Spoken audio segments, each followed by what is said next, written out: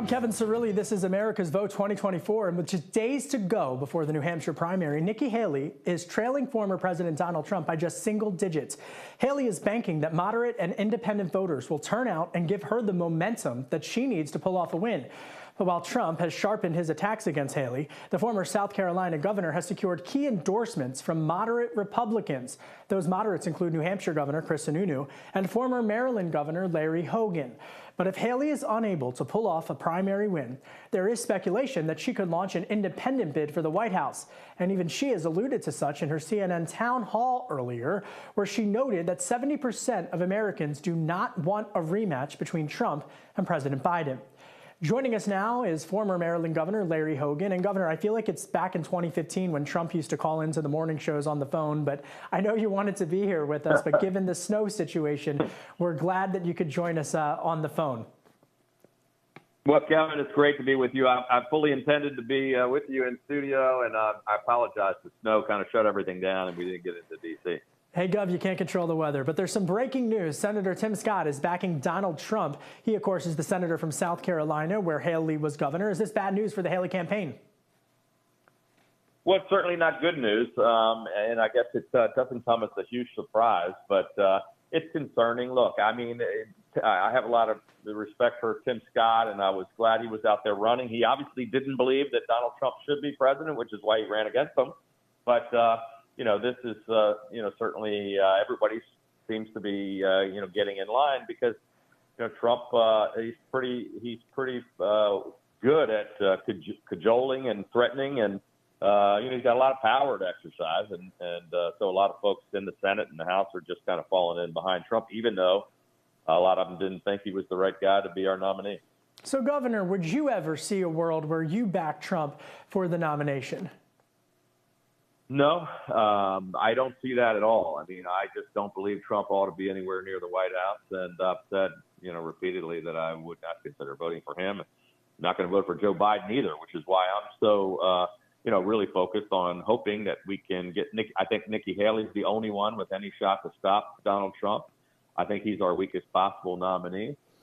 We've had nothing but, the past three elections, we've done nothing but lose. We lost the White House, the Senate, we lost the governor's races and state legislative bodies.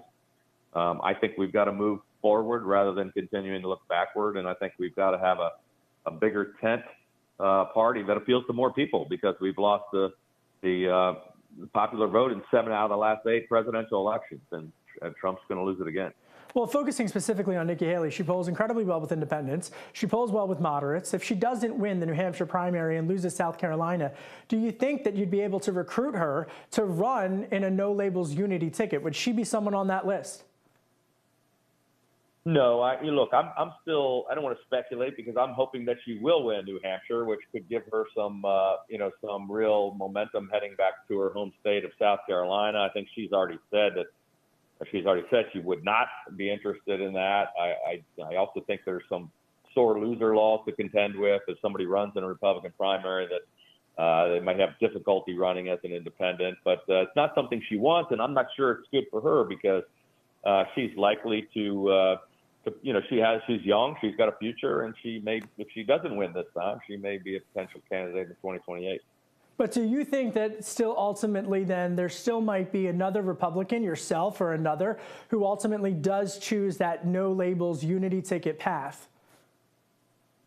Well, look, I think there are about 70% of the people, and Nikki Haley was quoting me in the town hall last night. I've been saying that for a long time. 70% of the people in America do not want Donald Trump or Joe Biden to be president. We now have about 43% of the voters in America are independent, which is far more than there are Democrats or Republicans. They're both down in the 20s somewhere. And so, about 59% said they would consider an alternative or, a third option. So no labels, again, we're still trying to, come up with a better candidate in the Republican primary process. I think Democrats would be better off putting up someone other than Joe Biden. But if it's those two, I think there is a likelihood no labels will get access to the ballot, and they're talking about a unity ticket with a Republican at the top of the ticket. I mean, that depending on who that was, I would likely to be part of that group that would consider voting for option C rather than A or B. So there's been a lot of speculation about why you stepped down from No Labels as co-chair. Some have said that that means you're ruling out running. Others have said that it's a signal that you are running. So I'm going to ask you directly, what does your departure as co-chair mean for your political future? It didn't really mean much. I was sort of surprised by all the speculation. I simply made the decision at the end of last year, which it just kind of came out. I don't know what caused the story to happen when it did. I was actually making a speech down in Florida and was surprised to hear all the hoopla. But there was stories all across the country that this must mean that I'm gearing up a campaign for president, and it did not mean that. And a couple of days later, I endorsed Nikki Haley, and then they said this must mean he's not going to do that. And the reality is that my position on No Labels hasn't changed. I'm hoping that we can get the Republican Party back on track and nominate somebody that I can strongly get behind. And I think Nikki Haley is that person for me. If No Labels runs, then I likely would, potentially not only vote for that person, but be involved in supporting that in some way. I've never started any kind of an effort to seek that nomination or to be that person. However, I didn't completely slam the door to it. I mean, people across the country are constantly encouraging me to consider it, and it's just it's too early. I think they're going to make that decision in a month or two. That when you get closer to Super Tuesday and after South Carolina, and let's figure out what happens in the primary. So I want to be clear here: you're not closing the door on that decision, and you're open to it. Well, the door's never been open, but I guess you'd say there's a crack in the door. It's not something I'm seeking, but if I really thought, I have no interest whatsoever in running a suicide mission or in being a spoiler or electing Donald Trump or Joe Biden. I would only run if I actually believe there's a path to victory, and at this point in time, I haven't made the decision that that's the case. Do you have any Democrats that you would suggest be a running mate, whether it's you at the top of the ticket or not? I mean, that's just speculation. I think there are a lot of good Democrats and Republicans who are involved in the organization, who are frustrated with their party. But I understand they're talking with a dozen or so, people about the potential. But I mean, at this point, it's sort of putting the cart before the horse. All right. So it's been 1 year, Governor, since you've left the governor's mansion in Annapolis. And I'm just curious, now that you're 1 year out of office and everything that's happened, both across in the Middle East, geopolitically, here domestically, in the United States, the partisanship and whatnot. And I'm curious for an update on how you've spent the last year and just how you've now put it into context, your time in the governor's office in Maryland. Well, it's funny. That year went by pretty quickly, and I guess I expected to have a lot more free time. I mean, I didn't plan to retire, and I promised to continue to try to be a voice and stay involved. But I'm a little bit surprised at how busy I've been. It's been almost as my schedule's been almost as busy as it was while I was governor.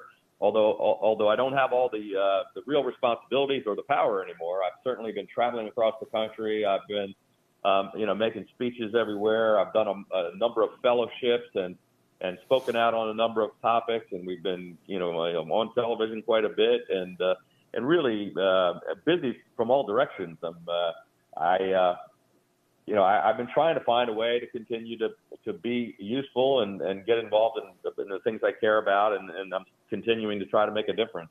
When I decided back in the last spring, to not seek the Republican nomination, I promised that I wasn't walking away, that I wasn't giving up, that I was going to continue to try to get the Republican Party back on track, and that I was going to continue to try to, fight for the things I believe in. And that may or may not mean ever running for office again, but I wasn't about to go retire and spend my time golfing or sitting in a rocking chair. Well, the last couple of years of your governorship, COVID-19, reopening the state's economy, obviously trying for there to be a much more bipartisan Annapolis, which is something that even you have alluded to. No one had you winning that governor's race back when you became governor. And so what are some of the lessons that you think, and of course your time serving as the chair of the National Governors Association, what are some of the lessons that you think the governors might be able to teach Washington and Congress? Because, I mean, here they just passed another short-term resolution to keep the government funded. But what are some of the lessons your governor colleagues, regardless of party, can teach Washington? Yeah. Well, I think overall, you see governors across the country have much higher approval ratings than the people in Washington, by a factor of, 5 or 6, 7 times. And, I left off, I was in the bluest state in America. We pulled off the biggest surprise upset in the country in 2014. And I was in a difficult place with 70% majorities in both houses of far left Democrats. And we were able to get things done. We passed the first balanced budget in a decade. We eliminated the largest deficit in history and turned it into the largest surplus. And we turned our economy around, took it from 49th out of 50 states to number 6. We did it by not demonizing the other side and always trying to find, common ground and common sense and find that middle where we could kind of negotiate and compromise and actually solve problems, which I think is what most people in America, regardless of their party affiliation, really want to do. And same thing with some of my governor colleagues. I chaired the National Governors Association during COVID, where, usually we kind of talk to each other 3-4 times a year at a conference. I convened over 50 calls with all the nation's governors, 32 of them with the president and vice president. President Trump said, "Hey, we're on our own," or governors need to make their own. We had to actually step up and lead, and I think the governors, while we didn't always agree in each and every state, but we are the ones that got us through that worst pandemic in 100 years. And so, I think showing leadership, the willingness to actually govern, and governors don't always suit up every day in red and blue uniforms to go attack the other side. They actually have to make sure things get done, and sometimes that means working across the aisle like it used to be in Washington, but no longer is. Governor, you and I have talked about this before, but January 6th was a crucial day for you, and the role that you played in January 6th sometimes goes unnoticed. So walk me through your January 6th experience. Well, leading up to January 6th, I was concerned that we may have some potential violence. We were hearing about things online and threats, and I called a meeting with the FBI, state police, all of our security team to try to find out what they thought, and they didn't have any specific threats. They did have concerns. They were following the traffic and seeing people talking about, what might happen. But on January 6th, I was in my office on a Zoom with the Japanese ambassador when my chief of staff came in, leaned over to me, and said the Capitol's under attack. I excused myself and got off the phone. We had calls from the mayor of D.C. reaching out, begging for us to send the National Guard. I immediately activated the Maryland National Guard. I immediately sent 250 riot-trained rapid response Maryland state troopers to the state capitol. To the U.S. Capitol. And while I was making all these decisions, I also got a call from Steny Hoyer, who called me in a panic. The majority leader, the Democratic leader. He was in a room with Chuck Schumer and Nancy Pelosi, and he was saying, "Governor, please, we need your help. We're under attack. The Capitol Police are overwhelmed and overrun. We're, hiding, whisked away in a location or outside the door." And I assured him that we had already taken action, that the Maryland State Police were moments away, and that we had already activated the Guard, but we were waiting for approval from the Secretary of Defense. In any other place in America, I can send the National Guard with a request from the governor there, and we have done that. But in D.C., they don't have a state, and it's the only place where the Secretary of Defense has to request or approve the use of the Guard from D.C. or anywhere else. And so, we kept pushing. The people in the Capitol were reaching out, but it's crazy. The leaders of our country, the leaders of the Congress, were reaching out, begging the next door governor to come protect them. We kept pushing it up the flagpole and trying to get an answer. And finally, about 2.5 hours later, after we had amassed the state, our Maryland National Guard on the border, we got the okay from Ryan McCarthy, the acting Secretary of the Army, who had only been in the post for a short period of time, to give us approval. And we, we were the first police to arrive outside of D.C., and we were the first National Guard to arrive outside of D.C. It's an incredibly important.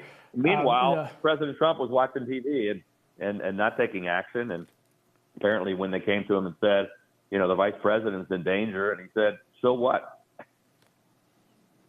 It's an incredibly important recollection of your role on that crucial day, January 6th, no doubt. And just very quickly, yes, or just a couple of names. If President Biden isn't the nominee, any Democrats you'd like to see take his place? Last question for you. Well, I'd like to see a Republican take his place, but I do think that there are any number of strong Democrats. I think Joe Biden is the weakest possible Democrat. And I think Donald Trump is the weakest possible Republican, and they're the only ones. They can only beat each other. But, I think both parties ought to come up with a new generation of leaders. All right. Governor Larry Hogan, the former governor of Maryland. Thank you, sir, for your time. Appreciate it. Thank you. Thank you, Kevin. And that's it for today's Newsmaker interview with America's Vote 2024. And be sure to check out the latest political and policy headlines on thehill.com.